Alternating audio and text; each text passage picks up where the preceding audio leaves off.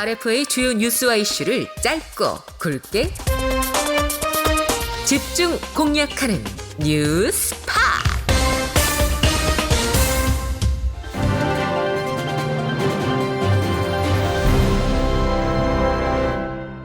안녕하세요. RF의 뉴스팟. 저희는 미국 워싱턴 DC에서 이 시간 여러분과 함께합니다. 진행을 맡고 있는 저는 RF의 자유아시아 방송 진기자 진민재고요. 오늘은 자민 앤더슨 기자, 서혜준 기자 함께합니다. 두 분 어서 오세요. 네, 안녕하세요. 아우 타이밍도 붙이셔서 자 다시 갑시다. 네, 안녕하세요. RFA 자유아시아 방송 기자 자민 앤더슨입니다. 네, 안녕하세요. 저는 자유아시아 방송 기자 서혜준입니다. 네, 뭔가 좀 급합니다, 마음이. 네, 빨리 전해드려야 되니까. 네, 오늘은 또 러시아 전장에 파병 나간 북한군과 관련한 소식을 좀 살펴보는 그런 날이죠? 네, 그렇습니다. 근데 이거랑 관련을 해서 오늘은 좀 분위기가 다른 소식입니다. 아마 그동안 계속해서 이 파병 소식에 관심을 두고 계셨던 분들은 아실 거예요. 최근 들어서 파병된 북한군에 대한 소식이 조금 뜸하게 전해진다, 이렇게 느끼지 않으셨을까 싶어요. 네, 원래는 어느 정도 인원이 파병이 됐다, 네. 최전선에 있다 없다, 뭐 이런 전장에 있는 파병 북한군이 이런 상황이다 저런 상황이다, 뭐 추가 파병이 된다, 뭐 어쨌든 네. 그쵸. 이런 소식으로 주로 많이 전해졌는데 네네. 엄청난 관심사였잖아요. 네, 맞습니다. 근데 우리가 지난주 방송에 러시아와 우크라이나 전쟁 문제에 드디어 미국이 나섰다 맞습니다. 하는 소식을 전해드렸는데요. 그 이후로 분위기는 파병된 북한군이 있는 전쟁의 종전 협상 쪽으로 관심이 쏠리고 있습니다. 네. 맞아요. 온통 그 관심이 쏠려가지고 오늘은 이 소식을 준비하지 않을 수가 없었습니다.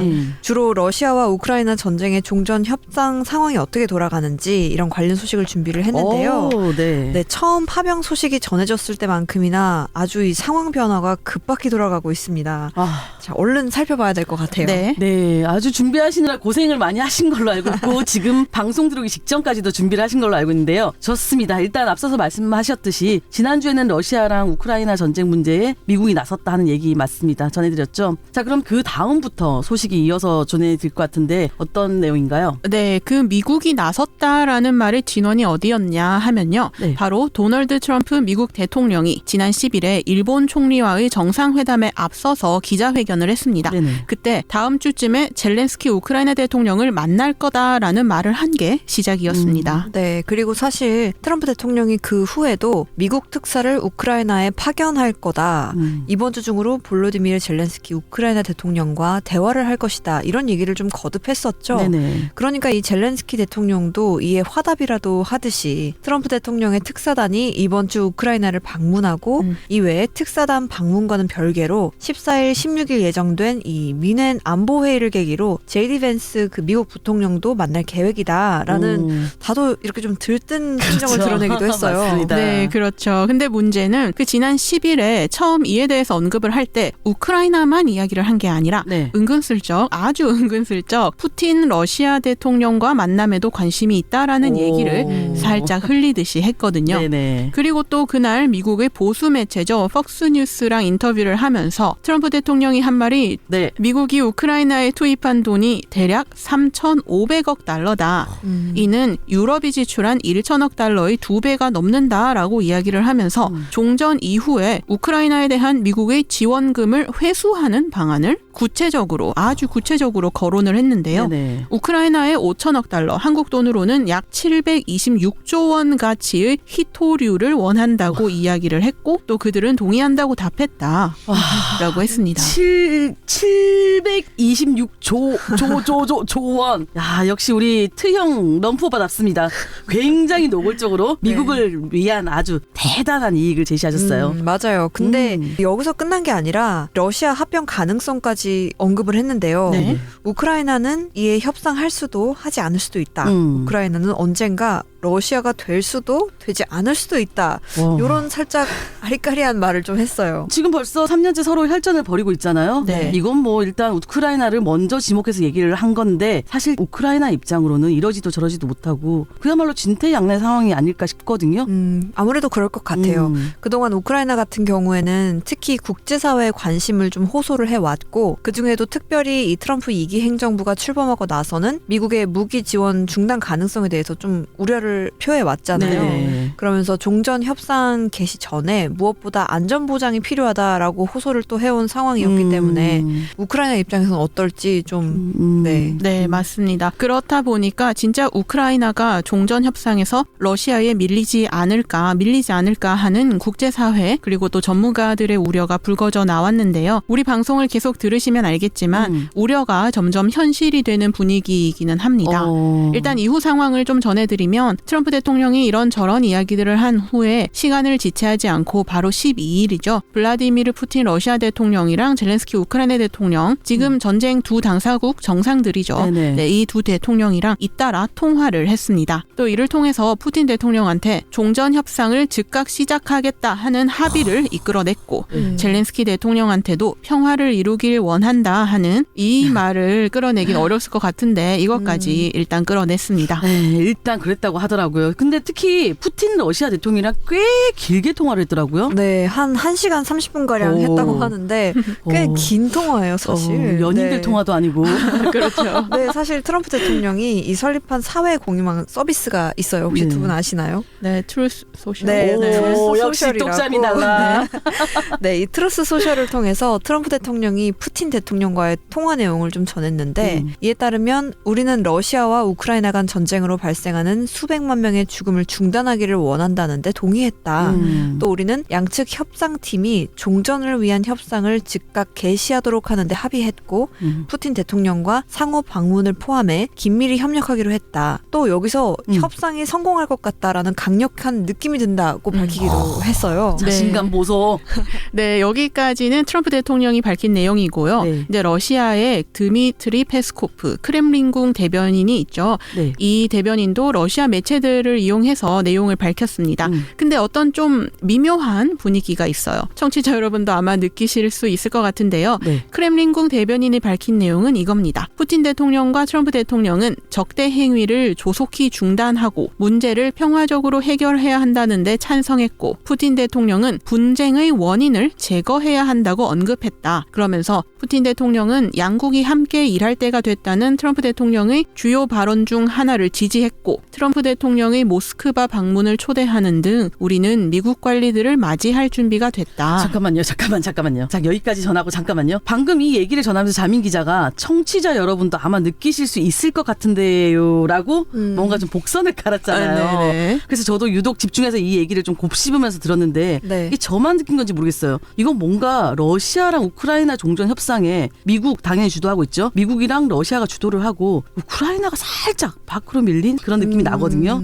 네, 사실 이 트럼프 대통령이 이렇게 푸틴 대통령과 통화를 한 이후에 그러니까 젤렌스키 대통령이랑 통화 직전에 올린 글, 이 마지막에 이런 말을 썼거든요. 네. 나는 푸틴 대통령과의 대화 내용을 젤렌스키 대통령한테 알리고 내가 하려는 것을 알릴 것이다. 알릴 것이다. 이미 기선을 러시아가 잡고 시작했다고 볼 수 있는 거 아닌가 이 정도면. 우리는 이렇게 하기로 했다. 나는 이렇게 할 거다. 그러니 당신은 어떻게 할래? 뭐 이런 느낌이 살짝 듭니다. 따지고 보면 좀 그런 셈인 것 같기도 해요. 네네. 사실 푸틴 대통령 같은 경우에는 트럼프 대통령과 통화를 하면서 이 상호 방문에 대한 합의도 받아냈잖아요. 네네네. 그리고 상대국에 수용된 수감자를 맞교환하는 방안도 합의를 했거든요. 네, 근데 젤렌스키 대통령이 밝힌 내용들을 살펴보면 우리는 평화를 달성할 기회에 대해 오랫동안 이야기를 했다.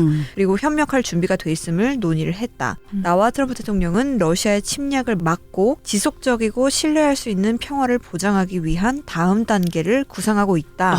이게 잘 들어보면 사실 러시아만큼 구체적으로 어떻게 하겠다라는 이런 주도적인 내용은 없잖아요. 그냥 애매모호한 것 같아요. 네, 사실은. 그렇죠. 사실 종전 협상 분위기가 심상치 않아 보인다라고 하는 징조가 또 하나 있었던 게요. 네. 이렇게 두 정상이랑 트럼프 대통령이 통화를 하던 날 피트 헤그세스 이번 행정부 미국 행정부의 신임 국방장관이죠. 네네. 이 헤그세스 장관이 벨기에 북한선은 벨지크라고 하는 이 벨기에 브뤼셀의 북대서양 조약기구 나토 본부에서 열린 우크라이나 방위 연락 그룹 회의에 참석 중이었어요.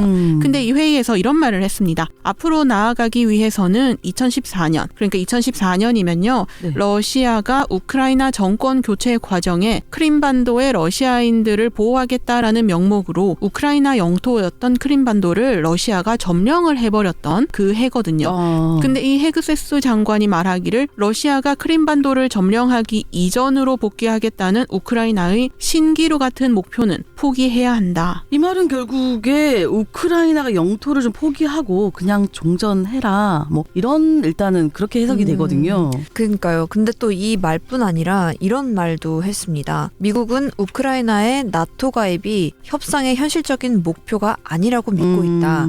미군이 포함되지 않은 다른 국제적인 군대에 의해서 그 우크라이나의 안전 보장이 이루어져야 한다. 이 말은 풀어서 해석을 하면 우크라이나의 나토 가입은 비현실적인 일이고 미국이 러시아와 우크라이나가 종전한 이후에는 우크라이나 방위에 대한 책임을 지지 않겠다라는 거죠. 결국에 우크라이나는 유럽의 문제다 이런 말을 한 것 같은데 아주 선을 세게 그었습니다.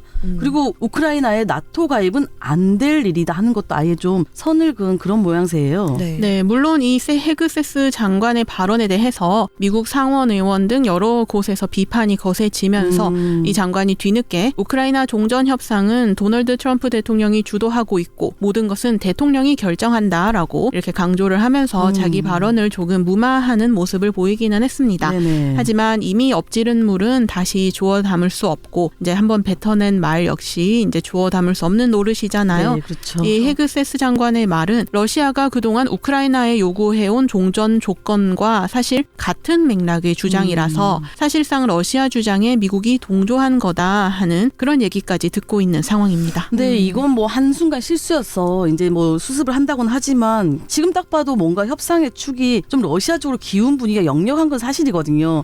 그리고 방금 전에 그 미군이 포함되지 않은 다른 국제적인 군대에 의해서 우크라이나의 안전 보장이 이루어져야 한다. 네. 즉 미국은 우크라이나 방위를 책임지지 않겠다는 식의 이제 발언인데 그러면 이렇게 됐으면 일단은 그런 얘기가 나오는 이상 나토 분위기도 굉장히 심란할 것 같거든요. 네. 나토 분위기 좀 전해진 게 있나요? 지금 나토 같은 경우에는 굉장히 어수선하죠. 왜냐하면 미국이 나토랑 사전에 어떤 합의한 것도 없이 유럽이랑 우크라이나를 건너뛰고 일방적으로 종전 조건을 제시를 하고 또 우크라이나 방위 문제까지도 유럽에 전가를 한 셈이잖아요. 그러니 유럽국들의 불만이 좀 새어나오고 있는 그런 분위기입니다. 근데 어쩌겠어요. 사실은 힘센 사람이 이긴다고. 미국이 그만큼 강력한 국가인 걸. 네, 그리고 네. 또 나토도 그렇지만 네. 당사국인 우크라이나도 이제 그 젤렌스키 대통령도 그 트럼프 대통령과 통화를 끝낸 상황에 새로운 국면이 오기를 기대하고 있었을 네, 텐데요. 네, 네. 헤그세스 장관이 마치 미국의 속내인 듯이 우크라이나에게 조금은 곤란한 그런 얘기를 했죠. 그랬더니 바로 다음 날 젤렌스키 대통령이 기자들을 만난 자리에서 이렇게 이야기를 했습니다. 전쟁을 종식시키기 위한 모든 협상에 자국이 포함되는 것이 중요하며 주권 국가로서 우리의 동의 없이는 어떤 종전 합의도 받아들일 수 없다. 그리고 유럽인들도 대화를 위해서 협상 테이블에 앉아야 한다. 저도 그 내용을 좀 봤는데요. 어느 기자가 좀 굳이 콕 집어서 아픈 속을 좀 찌르더라고요. 네네. 트럼프 대통령이 당신보다 먼저 푸틴 대통령과 대화한 게 불쾌하지는 않았냐 이런 식의 질문했더니 불쾌하지만 그게 미국이 우선순위를 반영하는 거라고는 생각하지 않는다. 역시 또 젤렌스키 대통령은 또 젤렌스키 대통령답게 그러니까 지금까지 이 전쟁을 끌어왔겠죠. 그렇죠. 맞습니다. 자, 그래서 일단 뭔가 만남이 진행되긴 했죠. 실제로. 네, 맞습니다. 이 사우디아라비아 수도 리야드에서 지난 18일 미국과 러시아 대표단이 만났습니다. 그래서 정확히 장관급 회담으로 진행이 된 이 만남은 4시간 30분 정도 걸려서 끝이 났다고 하는데 네. 종전 협상에 막이 올랐다 이렇게 볼 수는 있겠죠. 그렇네요.